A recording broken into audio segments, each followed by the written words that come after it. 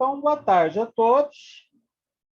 Nas aulas anteriores, sobre as tendências da poesia brasileira contemporânea, nós estudamos a etnopoesia e o neobarroco. Hoje, vamos conversar sobre o minimalismo, que possui significados diferentes na música, na arquitetura, nas artes visuais e na poesia. De um modo geral, o minimalismo pode ser definido como a arte da concisão, da economia de recursos, mas não corresponde a um movimento literário específico, entendendo como movimento literário um projeto coletivo, um grupo de poetas reunidos em torno de um manifesto, de uma revista, de um blog, e que defendem determinadas ideias. A palavra poesia, em alemão, como Ezra Pound gostava de citar, é Dichten, que significa concentrar. Nós encontraremos poemas breves e concisos, porém, em praticamente todas as épocas e literaturas. No Japão, temos o haiku, poema formado por apenas 3 versos, de 5, 7 e 5 sílabas. Na China, a quadra é denominada jueju. Na Coreia, sijô. Em Portugal, ela é a quadra. Na Grécia clássica, os poemas lacunares de Arquíloco e Safo. E na Pérsia, o rubai, de Omar Khayyam. Cada um desses gêneros poéticos tem as suas próprias regras quanto à métrica, rimas, figuras de linguagem e outras convenções formais. E tem em comum apenas a brevidade da composição e a concisão das linhas. É a partir das primeiras décadas do século XX que teremos movimentos de vanguarda como o futurismo italiano, o objetivismo norte-americano, o modernismo brasileiro e a poesia concreta, que defenderão o princípio da economia verbal em seus programas poéticos. Na modernidade, de modo geral, a concisão é entendida como a extensão de um poema, reduzido a 3, 4 ou 5 versos, por exemplo. A concisão de cada linha, a preferência pelos substantivos e verbos, a quase abolição dos adjetivos, e a linguagem elíptica e paratática, em que a sintaxe discursiva é abalada pela omissão de artigos, conjunções, preposições e, às vezes, até dos verbos de ligação. Para quem não está acostumado com essa nomenclatura, nós chamamos de elipse quando uma palavra está omitida na frase, porém, ela é subentendida pelo leitor.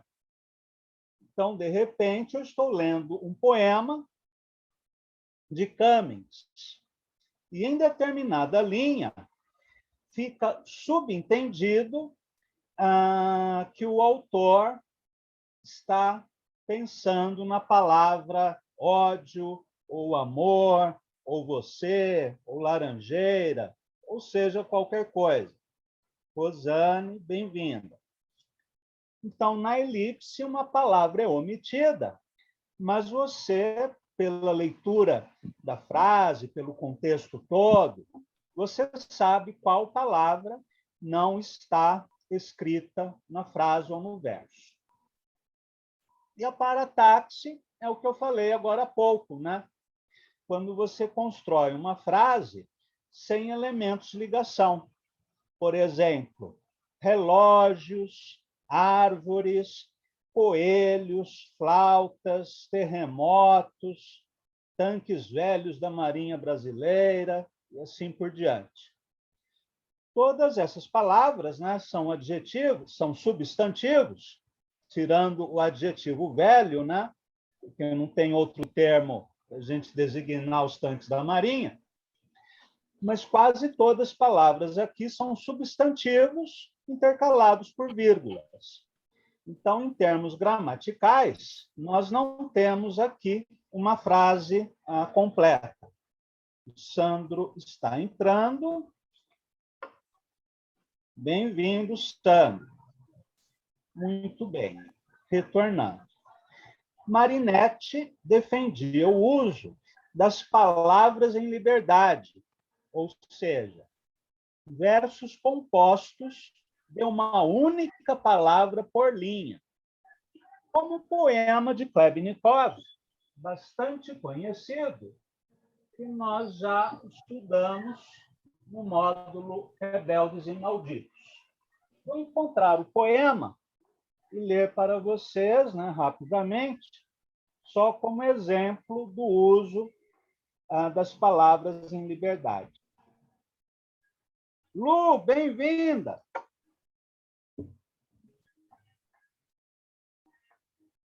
Bem-vinda, Lu! Eu publiquei o seu poema lá no blog, depois dá uma conferida. Aliás, do Jorge também. Por exemplo, esse poema de Velimir Klebnikov, o poeta cubo-futurista, que foi amigo e mestre de Mayakovsky. Cinzerário, langorário, frigidário, classitudinário, larguesco, longuesco, altesco, profundesco, horresco, gigantesco. Tem apenas uma palavra em cada linha, e, na maioria das vezes, neologismos compostos pela junção de duas palavras. E todos esses termos também estão agrupados em grupos de rimas. As primeiras palavras rimam em ário: cinzerário, langorário, frigidário, classitudinário. E as palavras seguintes rimam em esco: larguesco, longuesco, altesco, profundesco, horresco, gigantesco. Então, esse é um exemplo do uso das palavras em liberdade. Vamos voltar aqui. O poema minimalista, nos dias de hoje, pode ainda abrir mão das letras maiúsculas, da pontuação, e utilizar o espaço em branco da página, a distribuição das palavras e linhas de maneira geométrica, rompendo com o discurso e a sintaxe, e ainda outros elementos visuais, derivados do lance de dados de Mallarmé e da poesia concreta. Porém, não temos aqui regras específicas, muito menos um movimento literário organizado que reivindique o nome minimalista. O que temos é uma tendência geral, que parte da experiência das vanguardas em direção a outros caminhos pessoais, não coletivos. Muito bem.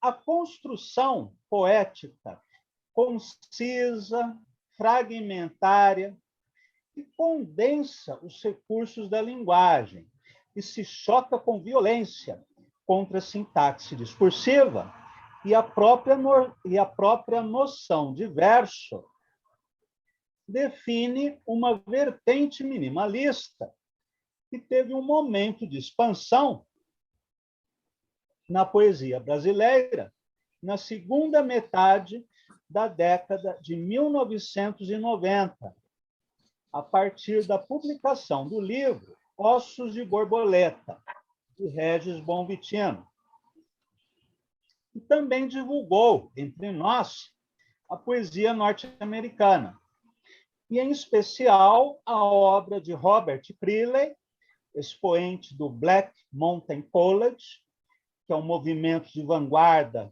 da década de 50, que tem esse nome porque os poetas que participaram desse grupo eram professores em uma universidade chamada Black Mountain College. E também de autores ligados à language poetry, da década de 1970, como Douglas Messerly e Charles Bernstein. Eu peço para quem estiver com o áudio ligado que desligue, porque senão o ruído interfere na aula. Muito bem. O minimalismo defendido por esse grupo, aqui podemos falar de um grupo, já que esses poetas, embora não defendessem um programa estético, nem tivessem, nem tenham lançado nenhum manifesto, eles se articulavam em torno de uma revista, a revista Monturo, e depois na revista Sibéria. Então, o minimalismo, defendido por esse grupo, ao qual se ligaram poetas jovens, como Kleber Mantovani, Tarso de Mello e Fabiano Calisto, entre outros, pratica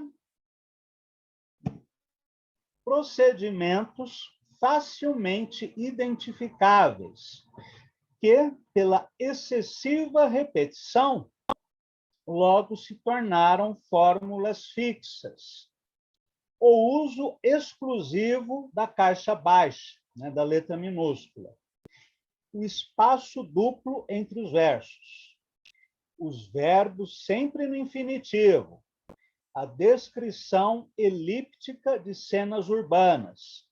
E a incorporação no vocabulário de termos como algum, ninguém, esse, talvez, entre, para reforçar a imprecisão do sentido. Recurso que, como aponta Marjorie Perloff, na orelha que ela escreveu para Ossos de Borboleta, advém da leitura de mestres norte-americanos, como William Carlos Williams, Robert Creeley e George Oppen. O principal recurso estilístico utilizado por essa tendência é a metonímia, aliada à elipse, embora apareçam também metáforas de sabor surrealizante, que derivam dos tender buttons de Gertrude Stein, ou botões tenros, que era uma gíria das lésbicas nos Estados Unidos para designar o clitóris. E Gertrude Stein usava essa expressão para chamar um determinado tipo de metáfora. A esse respeito, Manuel da Costa Pinto fala em justaposição de frases nominais refratárias às correlações lógicas e ainda de uma língua desconexa. Claro que aqui o Manuel da Costa Pinto está soltando algumas farpas em relação ao Bonvitiano. A reverberação das técnicas mais evidentes da language poetry, que não pode ser reduzida a esses recursos, acabou estabelecendo um padrão que não causa mais surpresas. O que significa isso? Todo movimento de vanguarda, ou todo grupo que se articula em torno de um programa, de um manifesto, de uma revista, ou de determinados procedimentos estilísticos, a partir de certo tempo, esse grupo começa a diluir as suas próprias conquistas. Aí, aquilo que parecia novidade torna-se a repetição do mesmo. O que acontece também em outras vertentes da poesia brasileira, como na poesia coloquial cotidiana, que nós iremos estudar mais tarde. Quando Oswald de Andrade, Manuel Bandeira, Drummond inauguraram um novo capítulo na poesia brasileira, incorporando cenas do cotidiano, situações prosaicas, linguagem coloquial, eles foram revolucionários. Fazer isso nos anos 20 e 30 era algo muito moderno. Depois, nos anos 70, a chamada geração mimeógrafo reeditou esse tipo de poesia.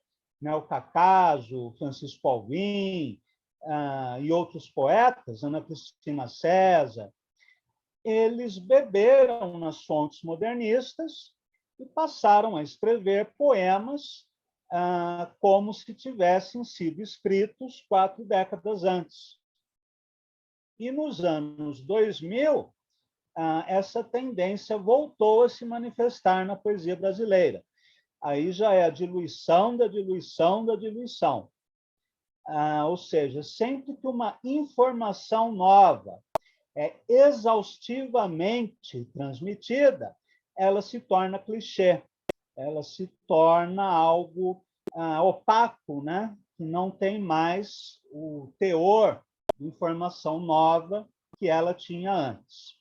Isso vale para qualquer tendência, qualquer gênero, qualquer procedimento estilístico, sempre há esse risco de a repetição, né, de determinadas técnicas acabar causando uma diluição. Bem, vale a pena ressaltar que a prática da concentração verbal, da fragmentação e da síntese já estavam presentes na poesia pau-brasil, de Oswald de Andrade, que, no dizer de Paulo Prado, oferecia em comprimidos minutos de poesia.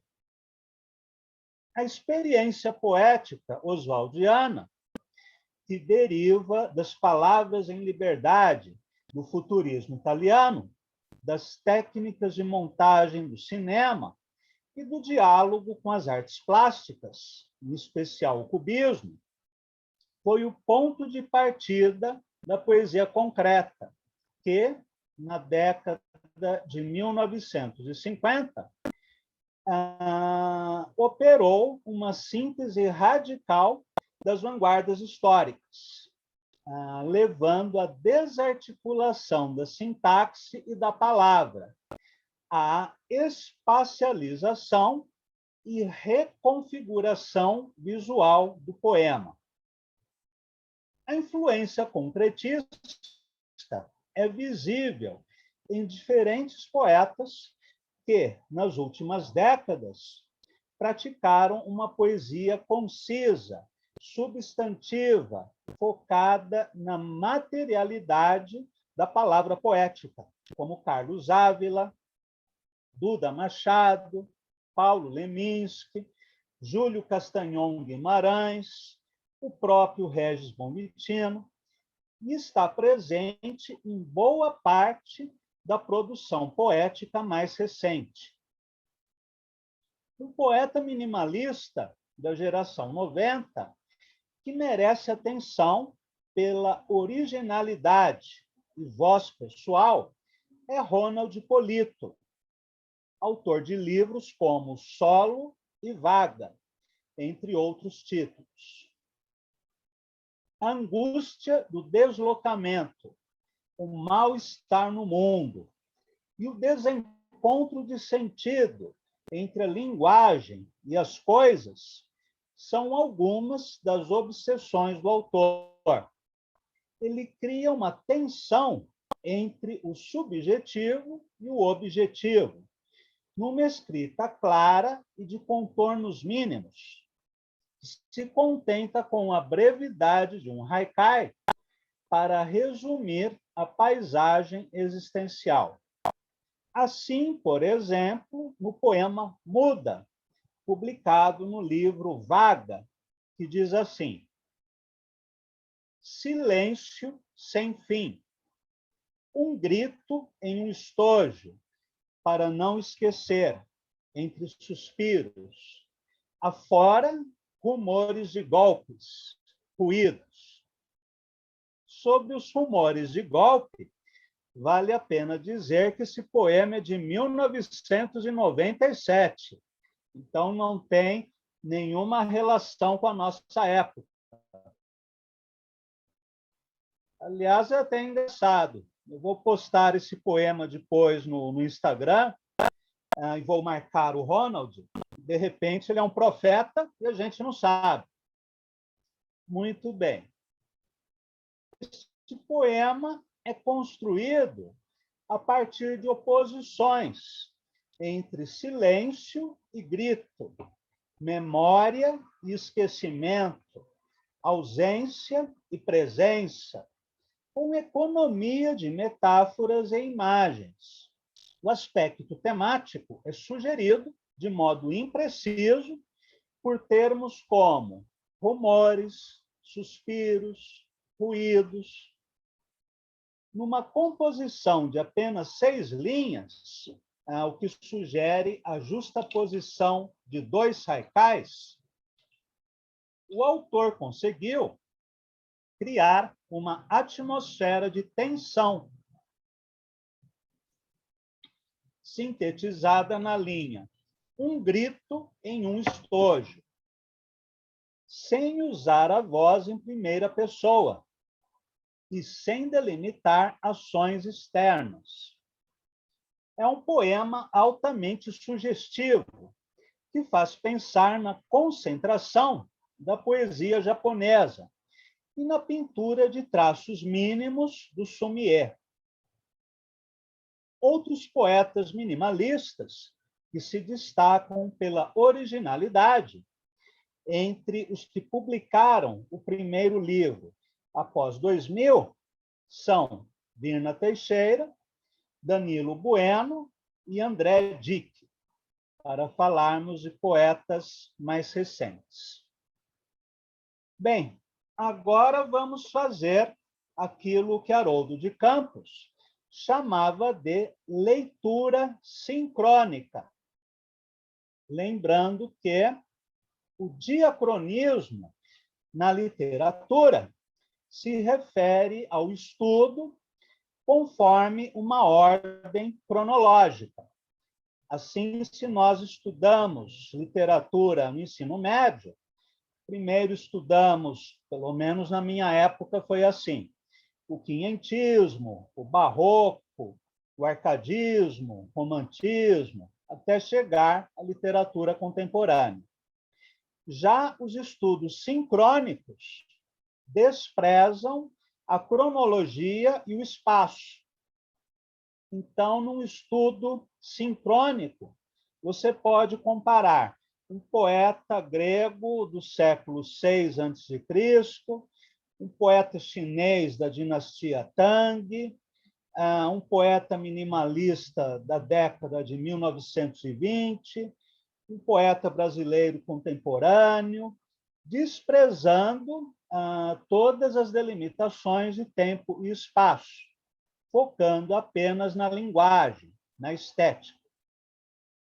E como eu disse bem no início da aula, o minimalismo é entendido como aquela poesia concisa que utiliza o mínimo de recursos, né, seguindo um princípio de economia, ela está presente em várias épocas e países.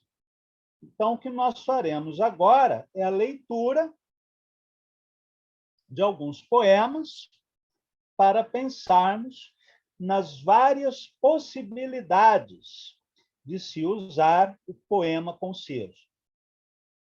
Eu comentei agora há pouco também que aqueles poetas que na década de 1990 foram influenciados pela leitura do livro Ossos de Borboleta, de Regis Bonvitino, começaram a imitar procedimentos desse livro, e isso levou a uma repetição do mesmo, como se fosse um café requentado, né? Você fez o café de manhã, depois esquenta o mesmo café à tarde, depois esquenta o mesmo café à noite, ele fica com um sabor desagradável, né? Então, isso que ocorreu em determinado momento. Por isso é importante, para quem se interessa pela concisão, estudar poetas de outras épocas, de outros países, para que seja possível aprender várias técnicas e possibilidades de criação nessa forma mais reduzida. Vamos seguir uma ordem meio sincrônica, né? Meio diacrônica, iniciando com poetas gregos. E eu vou usar este livro, Poesia Grega e Latina, na tradução de Péricles Eugênio da Silva Ramos. É um livro muito interessante, provavelmente vocês encontram na estante virtual, e é uma das melhores antologias de poesia grega e romana que eu conheço no Brasil. Então, vamos ler primeiro um poema de Arquíloco, um poeta do século VII a.C. Ele escreve assim, em apenas 3 linhas: tenho uma grande arte, eu firo duramente aqueles que me ferem. Arquíloco devia ser do signo de Escorpião. Inclusive, esse verso, tenho uma grande arte, inspirou um romance do Rubens Fonseca, né? Que se chama justamente A Grande Arte. Agora vamos ler alguns poemas de Safo, uma poeta que sempre me interessou muito.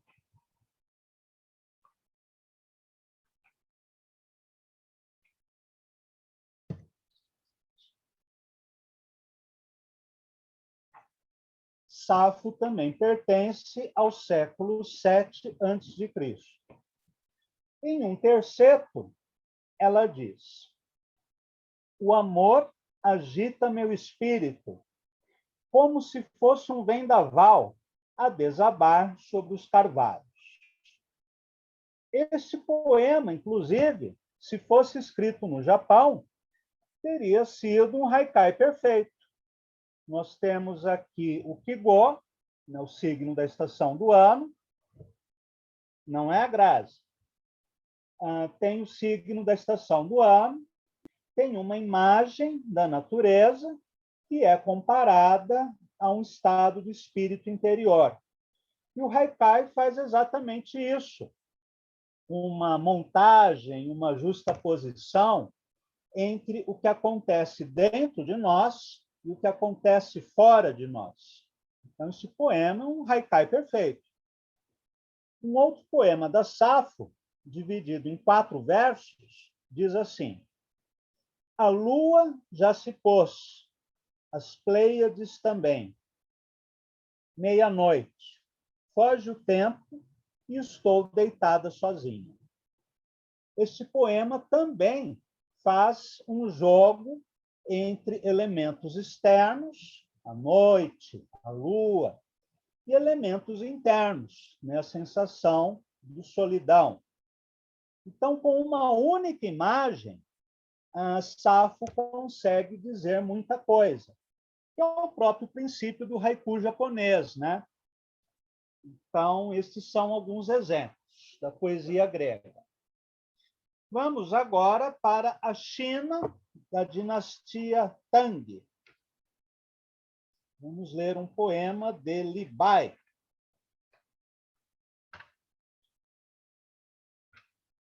Deixa eu só encontrar a página. Ele é um poeta do século VII depois de Cristo. Lamento na Escadaria de Jade. Quem faz o curso de poéticas orientais, né, como Newton, conhece esse poema. Nós lemos várias versões dele.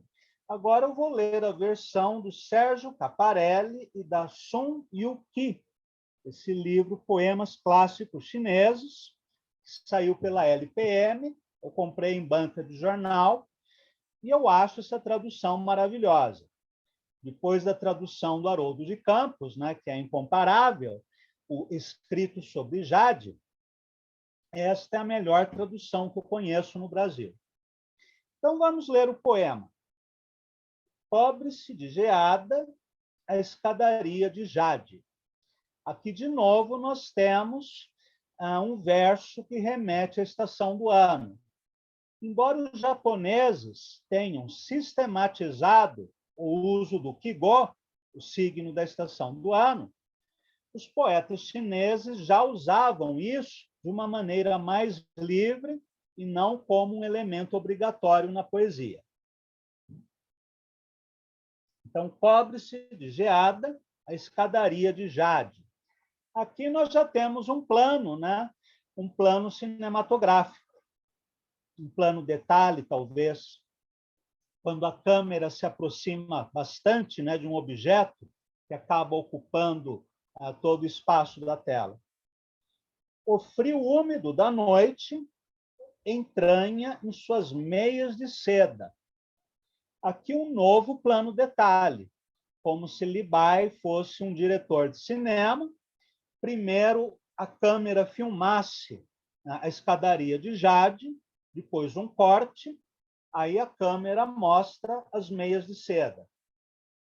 Ela solta o cortinado e, através dos cristais translúcidos, contempla a lua de outono. Aliás, lua de outono é um Kigo japonês clássico. Este poema, se fosse um filme, ele teria 3 planos. Primeiro plano, a escadaria de Jade, coberta de geada. Segundo plano, as meias de seda da concubina. E terceiro plano, a lua, né, que é a lua de outono, que aparece através dos cristais translúcidos, né, da cortina do quarto da jovem. Então, nós temos 3 cenas numa montagem, né, numa justaposição. Na poesia chinesa, esse é um recurso muito utilizado, até pela própria estrutura do ideograma chinês. Como nós já comentamos em outras aulas, o ideograma nada mais é que a justaposição de 2 ou 3 signos para compor a ideia de alguma coisa. E toda a escrita chinesa, a partir do princípio ideográfico, toda a poesia chinesa, toda a escrita chinesa, né, inclusive em prosa, utiliza muito esse princípio de montagem, né, de justaposição, seja na palavra, seja na frase, seja no conjunto do texto. É o cinema antes do cinema, como dizia, aliás, o Eisenstein, e é autor de um livro muito interessante, aliás, um ensaio, chamado O Princípio Ideográfico e o Cinema, que se encontra naquele livro Ideograma, organizado pelo Haroldo de Campos, que eu já mencionei a vocês. Vamos ler agora alguns haikus de Basho. A palavra haikai é mais popularizada, né, no Brasil. Porém, o termo usado com mais frequência, tanto no Japão, quanto na Inglaterra, nos Estados Unidos, no México, em Portugal, na Argentina, na França, é haiku. Inclusive, a palavra haiku foi cunhada no século XIX por Shiki, poeta japonês e um dos maiores expoentes no gênero. Antes disso, havia a palavra roku, que designava o terceto, que fazia parte do tanka, um poema clássico japonês formado por um dístico e um terceto. O terceto era o Roku. Depois surgiu o Renga no Haikai, o poema encadeado, em que o Celso escreve um dístico, o Evilásio um terceto, a Grazi um dístico, o Jorge um terceto, a Lu um dístico, a Luciana um terceto, e assim por diante. Esse é o Renga no Haikai. Agora, o terceto isolado, ele vai ser batizado de haiku pelo poeta Chiqui. Agora, no Brasil, a palavra haiku, ela não pegou, né, digamos assim, segundo Milor Fernandes, porque a palavra termina com cu. E como nós somos um país muito cristão, muito pudico, né, que valoriza a família honesta, né, ordeira, os cidadãos de bem, o respeito às criancinhas, né? Então é feio falar cu. Então aqui se fala haikai. Agora, como eu sou desbocado, eu prefiro usar a palavra original japonesa haiku.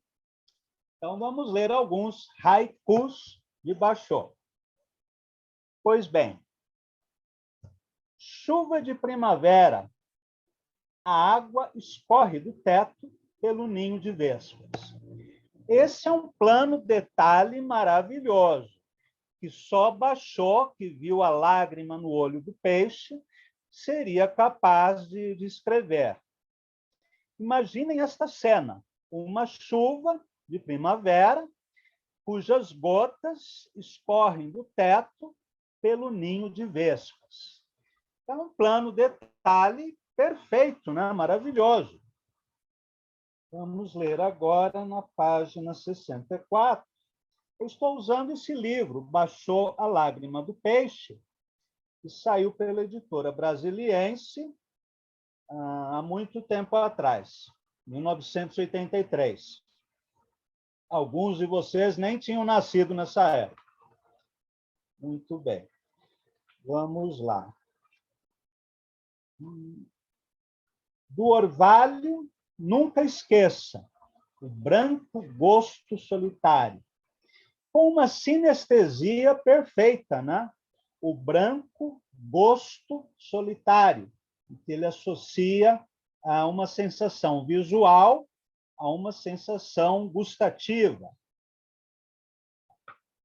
Alguns outros haikus. Primavera, não nos deixe. Pássaros choram. Lágrimas no olho do peixe. Imaginem isso, uma lágrima no olho do peixe. Só alguém com uma visão telescópica e microscópica, né, como Basho, para enxergar uma coisa dessas. Velho lar, eu chorando sobre o cordão umbilical. Raramente na poesia japonesa se usa o pronome em primeira pessoa, ou se faz qualquer referência explícita ao eu.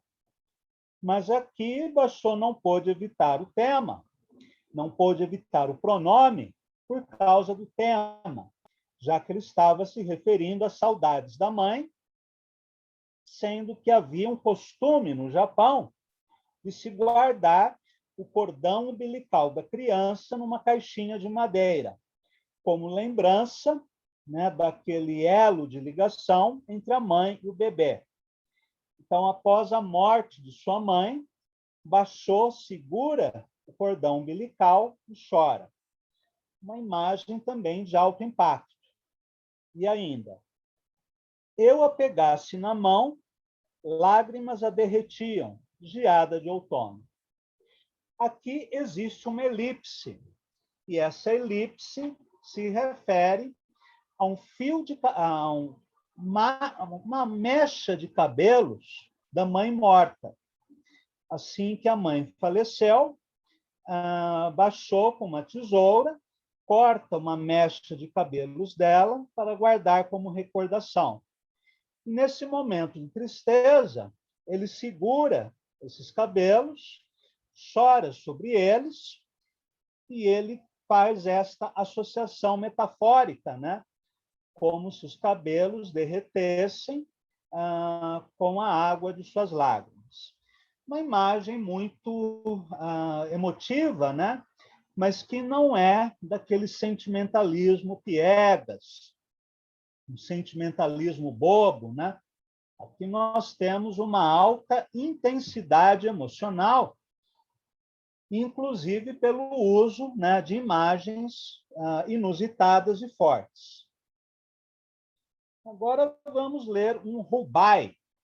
Rubai é uma quadra persa, também utilizada na poesia árabe.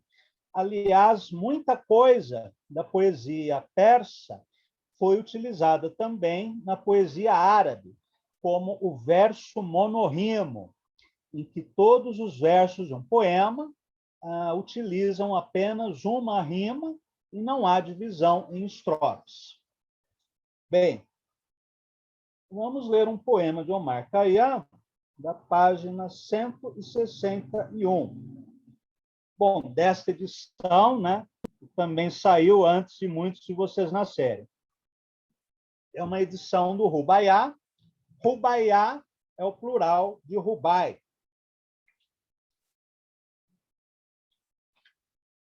E essa tradução foi feita pelo Manuel Bandeira, que traduziu a partir do francês, já que ele não tinha conhecimento da língua persa.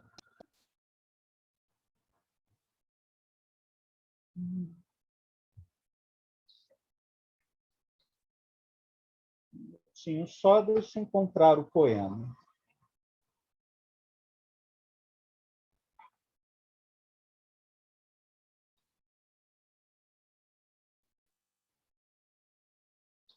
Um tal cheiro de vinho virá do meu sepulcro, que poderão os passeantes embriagar-se, aspirando. E tamanho sossego cercará o meu jazigo, que não poderão dele afastar-se os amantes.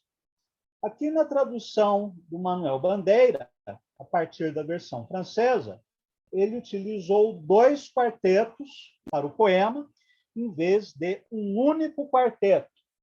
Isso por causa de algumas características, né, da língua persa, que assim como o chinês e mesmo a língua inglesa, ela é mais condensada.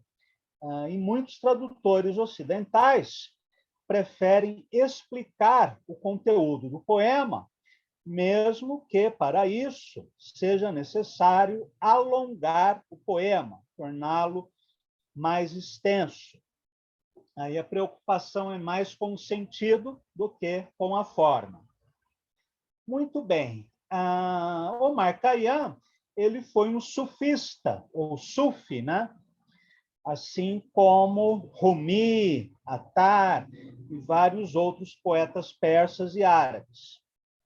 O sufismo é a vertente mais mística e esotérica do Islã. Inclusive, é uma corrente perseguida em alguns países muçulmanos pelos fundamentalistas, que não aceitam a prática sufi. Na Líbia, depois da queda do Muammar Gaddafi, eu acho que vocês se lembram, né? Na época do governo do Obama, os Estados Unidos e a OTAN bombardearam a Líbia para facilitar a queda do Muammar Gaddafi. Gazel também tem exemplos de minimalismo? Não necessariamente. O Gazel pode ser mais longo, inclusive. Então, os Estados Unidos e a OTAN atacaram a Líbia, bombardearam a Líbia para facilitar a ação dos mercenários, né, da Al-Qaeda e outros grupos fundamentalistas, que derrubaram o governo, tomaram poder e dividiram a Líbia em vários feudos, né, em várias regiões autônomas controladas por senhores da guerra. Se era ruim antes, ficou bem pior depois. E esses fundamentalistas destruíram várias mesquitas históricas, cemitérios sufis, ruínas arqueológicas e vários outros tesouros, né, do patrimônio histórico da Líbia. A mesma coisa aconteceu na Síria, no Iraque, em que o Estado Islâmico, a Al-Qaeda e outros grupos fazem esse tipo de ação contra a história, né, destruindo monumentos que eles consideram heréticos ou pagãos, mesmo que sejam de outras correntes islâmicas. Agora, provavelmente, acontecerá a mesma coisa no Afeganistão. Bem, mas saindo da política e voltando para a poesia, então Omar Khayyam era um sufi. E os sufis falavam muito na embriaguez do vinho e também na sedução e na embriaguez amorosa, até mesmo em erotismo. Aí alguém pode perguntar, mas como? Um muçulmano não pode beber vinho? Um muçulmano não pode falar de sexo? Como que acontece isso nessa poesia? Porque são metáforas.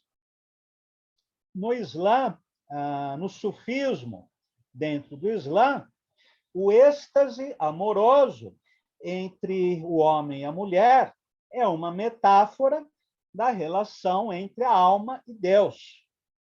E o vinho, que causa a embriaguez, é uma outra metáfora dessa entrega do derviche, do sufi, à contemplação mística.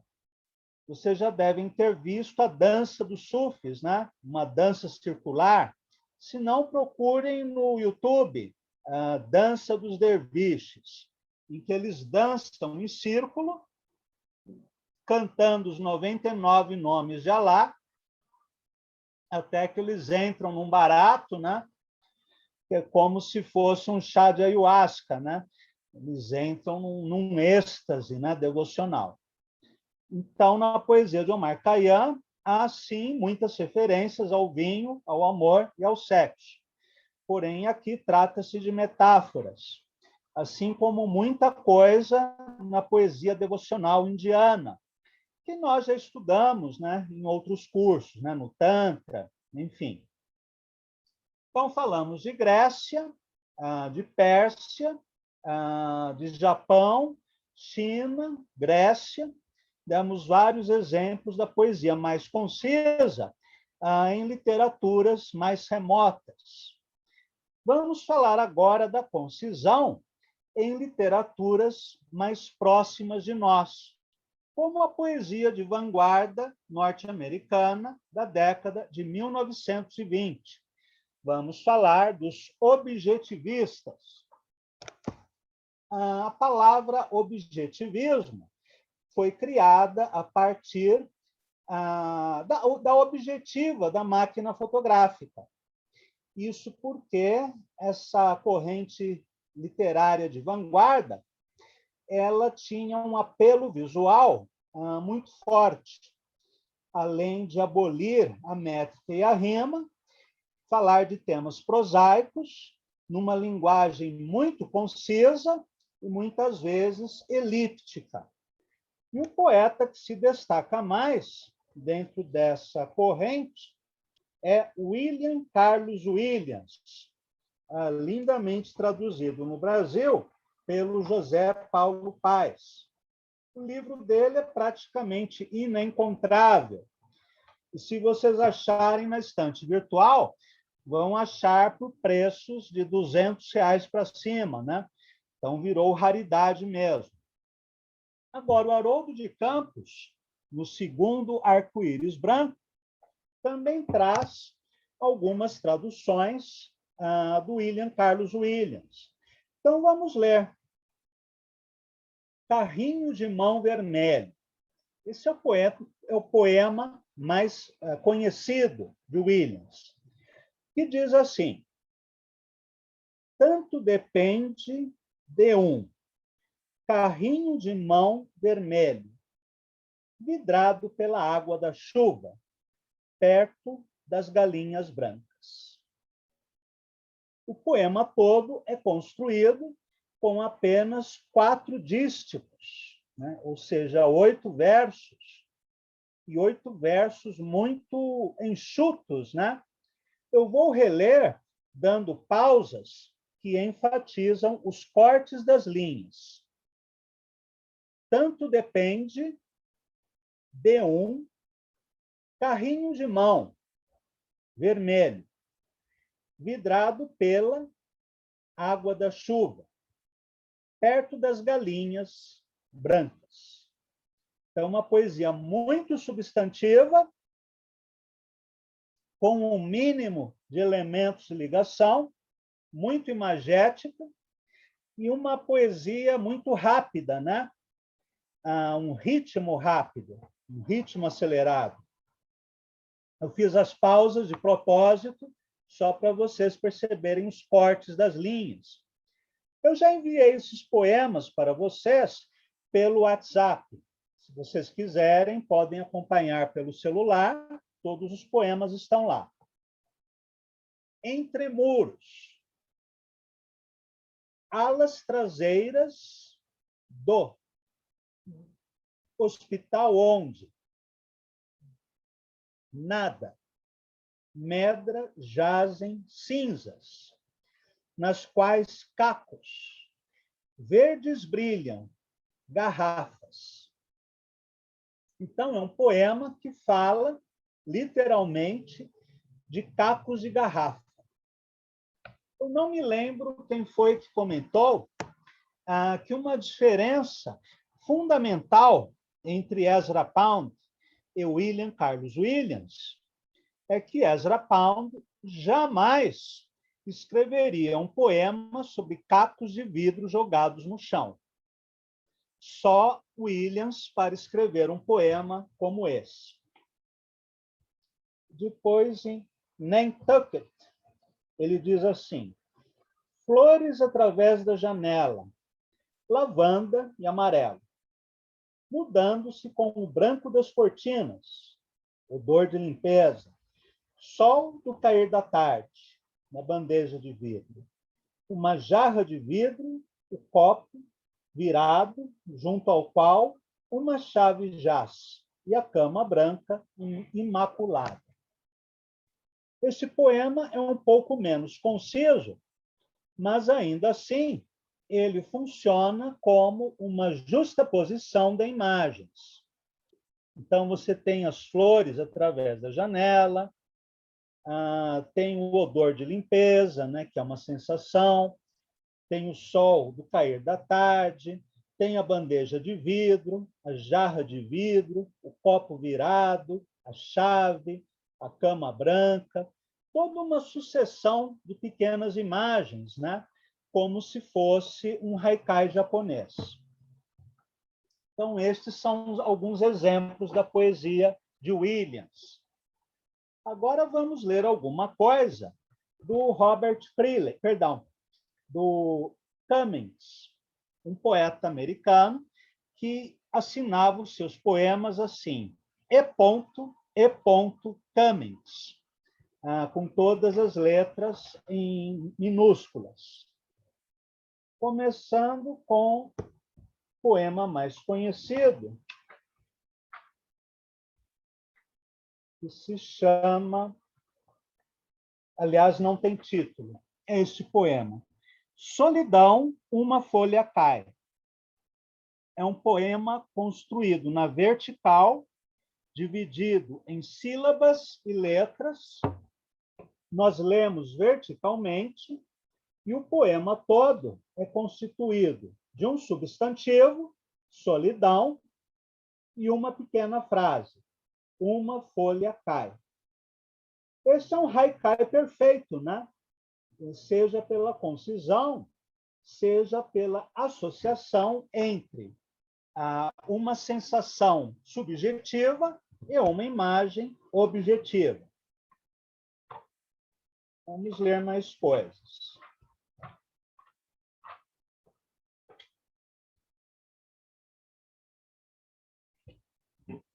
Agora, estou lendo desta antologia de poemas de Cummings, na tradução do Augusto de Campos. Cacos, no mais escuro que mínimo, é mais sujo da cidade o menor, beco de espelho. São cada qual, porque a gente diz que é desgraça quebrar um, céu por sua vez. Do jeito que o poema está escrito, não entendemos nada. Porém, esse poema é como se fosse um jogo em quebra-cabeças, em que nós precisamos juntar as pedras. E se nós juntarmos as peças corretamente, teremos, por exemplo, esta leitura. Cacos de espelho são cada qual céu por sua vez. Isso porque cada caco de espelho reflete a imagem do céu. Então, cacos de espelho são cada qual céu por sua vez. No mais escuro beco da cidade, o menor é mais sujo que mínimo. É possível fazer uma outra leitura? Sim, você pode combinar as peças desse quebra-cabeças de várias maneiras. Assim também neste outro poema. I, a, b, mo, ve, e, lha, ao. Você, n, a, está, única, dorme, rosa, indo. Claro que esse poema tem as letras e sílabas seccionadas e também tem parênteses, né, que formam a timese. Timese é quando você interrompe uma palavra ou uma frase para intercalar uma outra palavra ou frase entre parênteses ou entre travessões. Nós podemos montar as peças desse quebra-cabeças e lermos assim. Imóvel abelha, você está na única rosa dourada. Perdão. Imóvel abelha, você está na única rosa dormindo. Muito interessante esse jogo do Camões.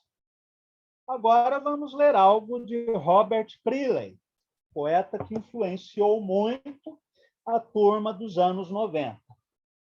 Então, vamos lá. Eu vou ler uma tradução que é do próprio Regis Bonvitino, A1. Primeiro poema.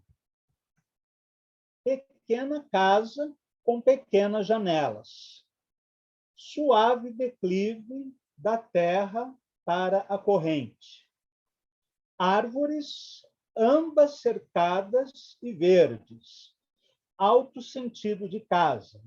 Há um céu de azul e um sol tênue entre nuvens. O poema todo é muito conciso, né? Substantivo, e dividido em linhas breves. Agora, na página 49, foto para Joane.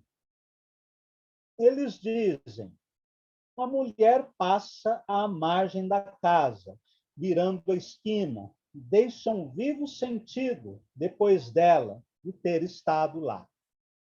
É um poema construído em 2 quadras e é um poema muito interessante, seja pela velocidade, né, da cena descrita, seja pela sinestesia, né, já que a mulher passa e deixa esse perfume, né, ao longo do caminho. E para finalizarmos Creeley, um terceiro poema, Manhã, 8h10 AM. No lento nascer do sol, esta manhã, torre de antena capta a primeira luz. Brilha por um instante prata, branca, separada das casas, as árvores, velha andando na rua em frente.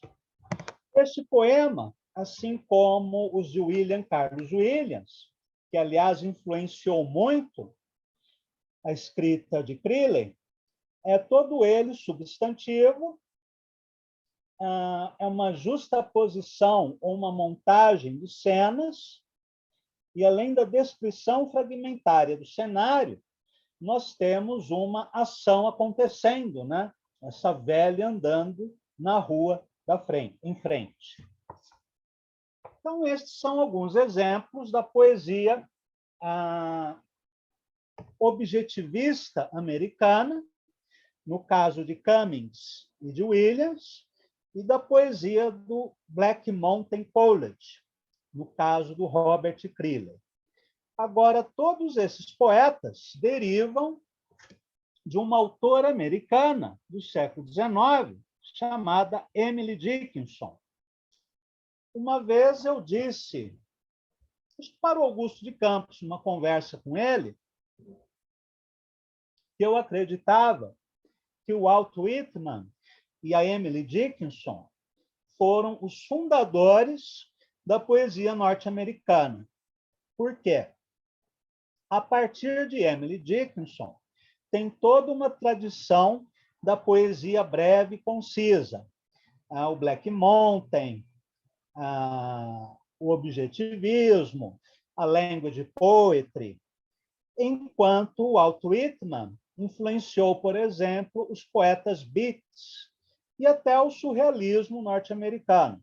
Para quem não conhece, também há a poesia surrealista, né, nos Estados Unidos. Aliás, acho que não foi traduzida no Brasil. E a Emily Dickinson, que foi uma solteirona convicta, praticamente nunca saía de casa, ela escreveu centenas de poemas extremamente curtos. Vamos ler alguns hoje, agora, né? Que a aula já está no fim. E na semana que vem, nós estudaremos a poesia brasileira minimalista. Porque primeiro os poetas estrangeiros e depois os poetas brasileiros. Por duas razões. Primeira, para situarmos a poesia breve em termos sincrônicos, ou seja, mostrarmos a sua existência na Grécia, na China, no Japão, na Pérsia, em Roma, em vários outros lugares e tempos da história. Depois, porque os poetas do século XX, como o Robert Creeley, o Cummings, o Williams, irão influenciar diretamente a poesia brasileira nos anos 90. Então, para lermos o Regis Bonvitino, a Virna Teixeira, o André Dick, o Ronald Polito, é interessante nós termos um conhecimento prévio dessa poesia internacional. Vamos agora ler, então, Emily Dickinson. Não sou ninguém. Quem é você? Ninguém também? Então somos um par? Não conte, podem espalhar. Que triste ser alguém. Que pública a fama de seu nome, como a rã para as palmas da lama. Beleza, não tem causa. É Cássia e ela cessa. Não acasse e ela cresce. Tente alcançar na messe as ondas. Quando o vento passa os dedos por ela. Deus no alto vela para negar o intento. E um último poema.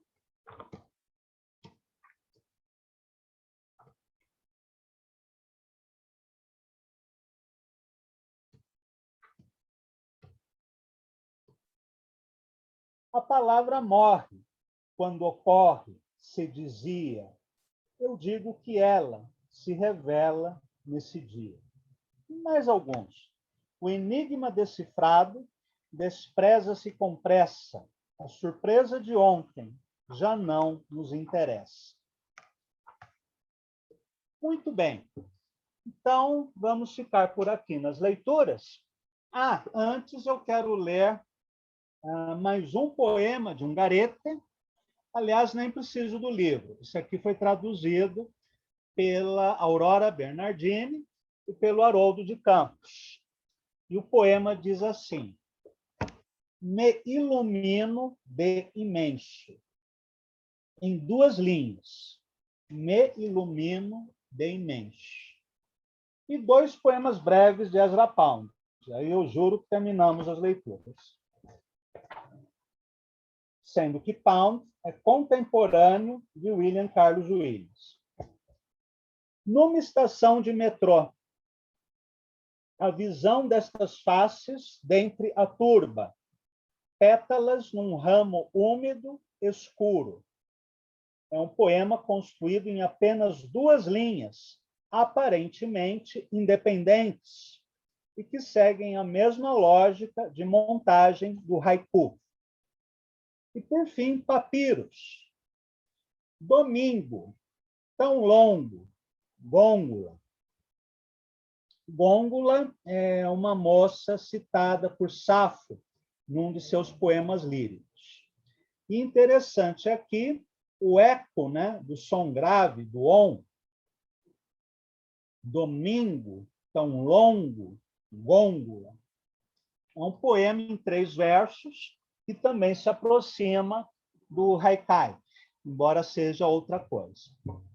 Então, aqui finalizamos as leituras de poesia minimalista internacional e na semana que vem falaremos sobre os poetas brasileiros.